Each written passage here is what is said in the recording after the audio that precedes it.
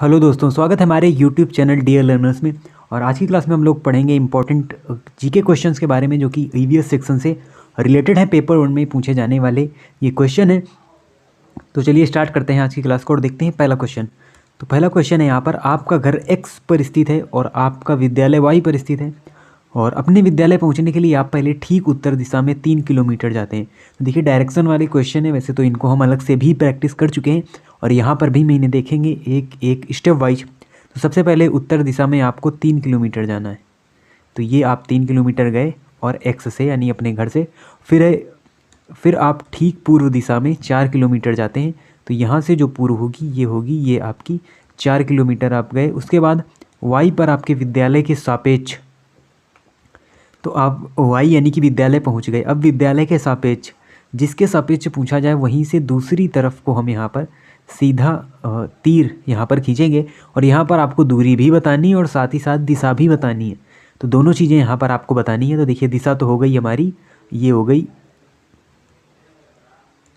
South यानी दक्षिण, और पश्चिम ये हमारा हो गया वेस्ट वाला एरिया, और नीचे साउथ। तो साउथ वेस्ट हमारी यहाँ पर दिशा होगी, दक्षिण पश्चिम। और दूरी निकालने के लिए देखिए 3 हम इधर गए, 4 हम इधर गए, तो आप इसे 7 ना करें। देखिए पहले ऑप्शन 7 ही दिए हुए हैं, तो 7 यहाँ पर आंसर नहीं होगी, क्योंकि हमसे पूछी गई है निम्नतम दूरी, और हम एग्जैक्ट सीधी दूरी निकालेंगे और ये हमारा बन जाएगा एक समकोण त्रिभुज। तो ये हमारा 3 हो गया, ये 4 हो गया, और दोनों के वर्ग को जोड़कर हम यहाँ पर क्या ले लेंगे, 16 + 9 यानी √25, और 5 किलोमीटर हमारी यहाँ पर दूरी आ जाएगी। 5 किलोमीटर दक्षिण पश्चिम यहाँ पर सही आंसर होगा। तो इस प्रकार से हम निम्नतम दूरी को निकालते हैं। जब हमसे न्यूनतम दूरी पूछी जाए तो हम डायरेक्ट दूरी लेते हैं, एक सीधी रेखा खींचते हैं। टोटल दूरी की बात यहाँ पर नहीं की गई, तो ये पॉइंट आपको याद रखना है। अगला क्वेश्चन है, यहाँ पर कुछ स्थान है और उनके हिसाब से जो पसंदीदा भोजन है वहाँ का वो यहाँ पर दिया गया है। तो सबसे पहले है गोवा। तो गोवा में किस प्रकार का जो भोजन है वो देखने को मिलता है। तो गोवा एक कोस्टल रीजन है और यहाँ पर जो नारियल के पेड़ हैं वो भी पाए जाते हैं। तो इसका जो ऑप्शन सही होगा ये होगा, यानी इसका सही मिलान होगा 4 से। नारियल के तेल में बनी समुद्री मछली यहाँ का पसंदीदा भोजन है। फिर आता है कश्मीर।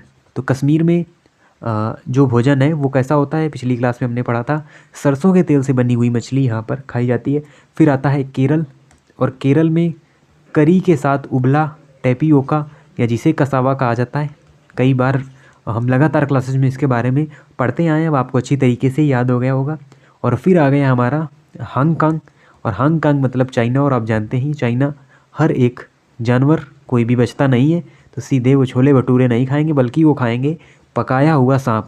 तो सांप से बनी हुई डिश भी वहाँ की फेवरेट डिश थी, हमने पढ़ा था पिछली क्लास में, जो कि एक नूडल सूप था सांप के मांस से बना हुआ। तो वहाँ पर पकाया हुआ जो सांप है वो यहाँ पर खाया जाता है। तो सही आंसर होगा A का 4, B का 5, A का 4, B का 5, C का 3 और D का 2, ये हमारा यहाँ पर सही आंसर होगा।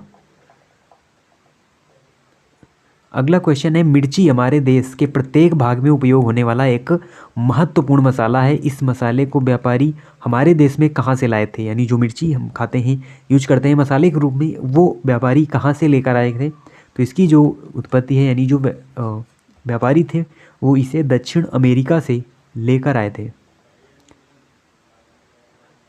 अगला क्वेश्चन है, गुजरात के निकटवर्ती राज्य कौन से हैं। तो ये एज इट इज क्वेश्चन है, रिपीटेड क्वेश्चन है, पिछली क्लास में हमने पढ़ा था इसके बारे में। राजस्थान, महाराष्ट्र और मध्य प्रदेश गुजरात के निकटवर्ती राज्य हैं।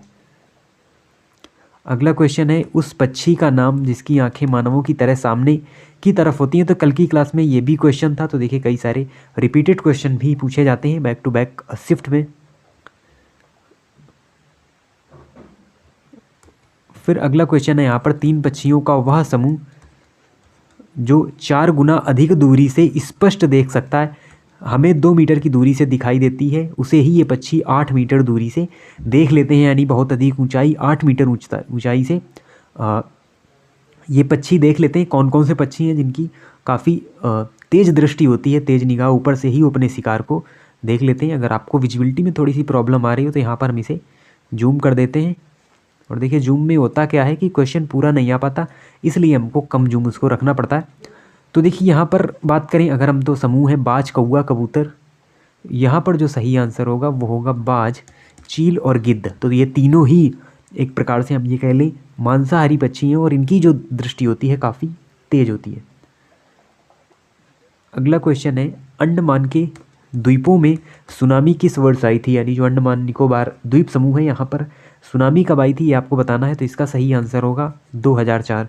तो सन 2004 में ही अंडमान निकोबार में सुनामी आई थी। अगला क्वेश्चन है सलाथ के विषय में, यहाँ पर आपको बताना है। सलाथ जो कि काफ़ी सुस्त जानवर होता है, सलाथ लगभग 20 घंटे पेड़ से लटक कर उल्टे लटक कर सिर्फ मस्ती से सोता है। तो ये जो हमारा कथन है ये यहाँ पर गलत है, क्योंकि इसकी जो अवधि होती है वो होती है 17 घंटे। यानी ये दिन में 24 घंटे में 17 घंटे सिर्फ पेड़ों पर सोता है। फिर आता है सलाद जिस पेड़ पर रहता है उसी के पत्ते खाकर अपना पेट भरता है, उसे कहीं जाने की आवश्यकता नहीं होती। बिल्कुल सही बात है। फिर सलाद की आयु लगभग 20 वर्ष होती है और इतने समय में यह केवल 2 पेड़ों पर ही जाते हैं।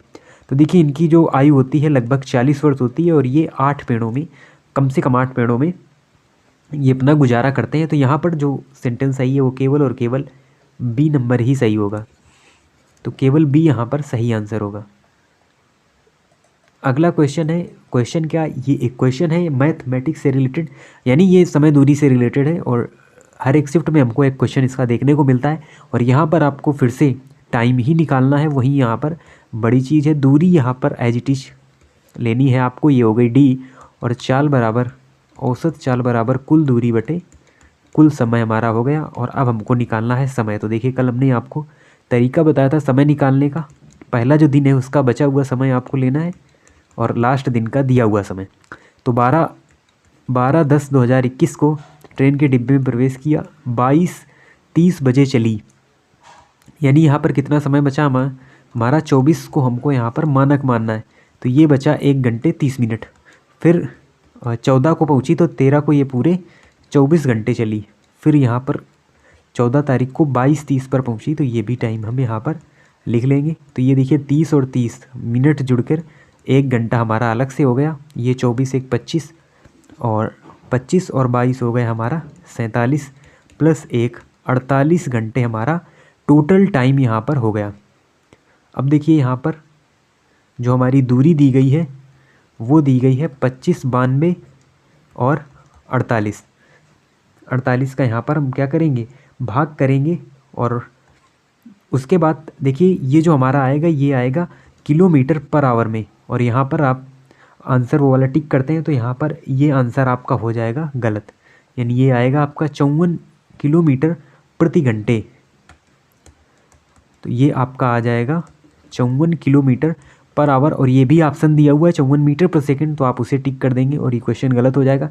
इसलिए हमको देखिए सभी ऑप्शन मीटर पर सेकंड में दिए गए हैं। तो 54 को हम यहाँ पर मीटर पर सेकंड बनाएंगे। तो मीटर पर सेकंड में बदलने के लिए 5/18 का गुणा करना होगा और 18 तिक 54 और ये आ जाएगा 15 मीटर प्रति सेकंड। इसका सही आंसर आ जाएगा। तो ये आपको ध्यान रखना है, किलोमीटर पर आवर में ये निकलेगा और उसके बाद इसको आपको चेंज करना है। अगला क्वेश्चन है, घाना नेशनल पार्क किस राज्य में स्थित है? तो ये जो नेशनल पार्क है घाना नेशनल पार्क या केवलादेव राष्ट्रीय उद्यान, ये आपका राजस्थान में स्थित है। तो सही आंसर होगा राजस्थान। अगला क्वेश्चन है, जो भारी वर्षा वाले क्षेत्रों जैसे कि असम है, काफ़ी ज़्यादा बारिश हमको यहाँ पर देखने को मिलती है, बाढ़ वगैरह भी देखने को मिलती है। तो यहाँ पर रहने वाले ग्रामीण अपने घर को किस प्रकार बनाना चाहिए, यानी यहाँ के जो घर हैं तो कहाँ यानी किस प्रकार के होने चाहिए? तो देखिए जहाँ पर वर्षा होगी, बाढ़ होगी तो नीचे जल भराव होगा। तो यानी जो हमारा घर है वो होना चाहिए तल से, पृथ्वी के तल से थोड़ा सा ऊपर।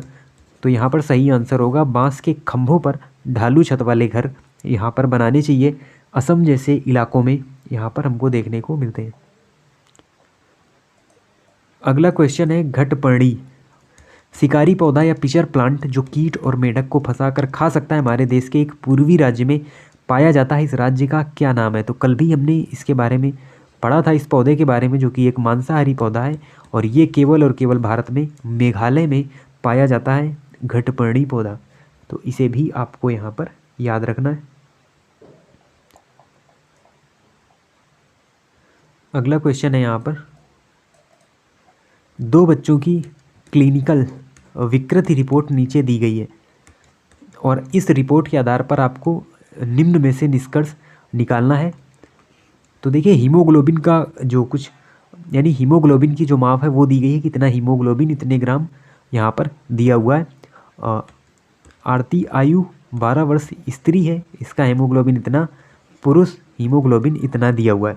अब देखिए वैसे अगर हम मानक जो माने तो एज ग्रुप जो है हमारा वो है, यानी इस एज ग्रुप के अगर हम बात करें 11 से 18 एज ग्रुप के, तो इनका जो हीमोग्लोबिन होना चाहिए वो बालक का कितना होना चाहिए, तो ये बालक का होना चाहिए 12.7 से 17.7 के बीच। उसके बाद अगर बालिका है तो उसमें हीमोग्लोबिन की जो मात्रा है वो 12 से 15 ग्राम होनी चाहिए।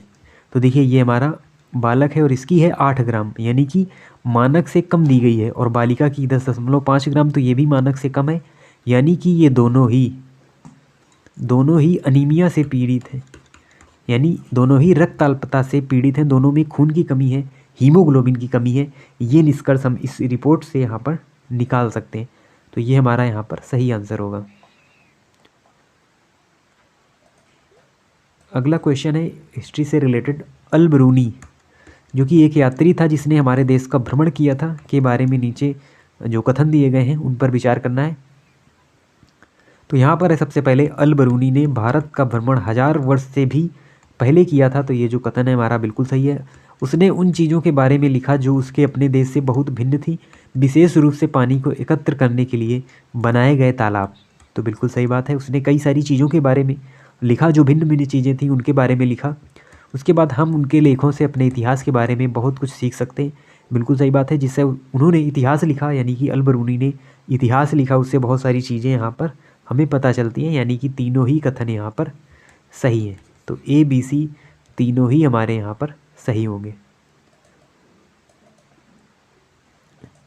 अगला क्वेश्चन है, नीचे दिए गए व्यक्तियों में से सबसे पहले मच्छर के पेट में कौन झांका और यह सिद्ध किया कि मच्छर जो है वो मलेरिया से फैलता है। आगे चलकर उसकी खोज के लिए नोबेल पुरस्कार से भी सम्मानित किया गया। यानी ऐसे कौन से वैज्ञानिक है जिन्होंने ये पता लगाया कि जो मलेरिया है वो मच्छर से भी फैलता है, उसके अलावा जो डेंगू है वो भी मच्छर से ही फैलता है।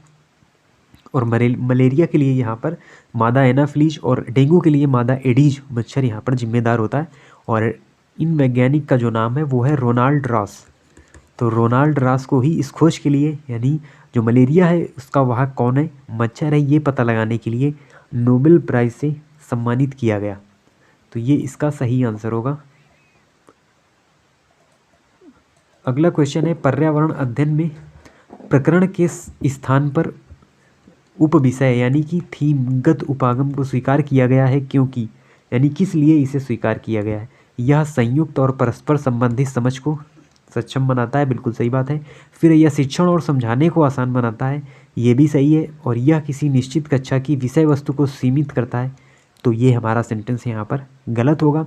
फिर है यह विद्यार्थियों को उनके अनुभवों से सीखने में सक्षम बनाता है, ये भी पॉइंट हमारा सही है। यानी कोई अगर हमने थीम दी गई है किसी टॉपिक को, तो उससे हम ये जो निष्कर्ष है वो यहाँ पर निकाल सकते हैं, यानी ए बी डी हमारा सही आंसर होगा। और यहाँ पर देखिए जो ऑप्शन दिए हुए हैं वो इस प्रकार से यानी नहीं दिए हुए, तो यहाँ पर हम जो आंसर मानेंगे वो है ए एंड डी ओनली। तो ए एंड डी ओनली यहाँ पर सही आंसर होगा। अगला क्वेश्चन है, पर्यावरण अध्ययन की प्रगति है, यानी पर्यावरण अध्ययन की कैसी प्रगति है वो आपको यहाँ पर बतानी है। तो इसकी जो यानी ईवीएस की जो स्टडी की जो प्रगति है वो है यहाँ पर क्रिया की अपेक्षा संज्ञा अधिक। तो क्रिया की अपेक्षा यहाँ पर संज्ञा अधिक होगी, ऐसी प्रगति पर्यावरण अध्ययन की है। अगला क्वेश्चन है, अपनी अगली कक्षा में प्रदूषण पढ़ाने के लिए योजना बनाते समय निवेदिता पाती है कि ग्रामीण पृष्ठभूमि के विद्यार्थियों ने प्रदूषण शब्द नहीं सुना है, इसलिए इन्हें इसे समझने में कठिनाई होगी। निवेदिता को इस सम प्रत्यय की शुरुआत करने के लिए कौन सी विधि का उपयोग करना चाहिए। यानी एक शिक्षक है, उसको प्रदूषण के बारे में पढ़ाना है और उसे पता है कि ये जो बच्चे हैं ग्रामीण पृष्ठभूमि के हैं और इनको प्रदूषण शब्द के बारे में इन्होंने नहीं सुना और इन्हें समझने में कठिनाई होगी, तो इसके लिए किस विधि का वो उपयोग यहाँ पर करेगी। तो व्याख्या, तो ये सही नहीं होगा। फिर है विचार मंथन, तो विचार मंथन करेगी, बिल्कुल सही बात है। कठपुतली द्वारा नाटक, इसका कोई सेंस नहीं है।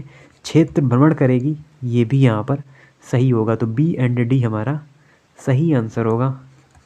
तो केवल बी एंड डी यहाँ पर सही होगा।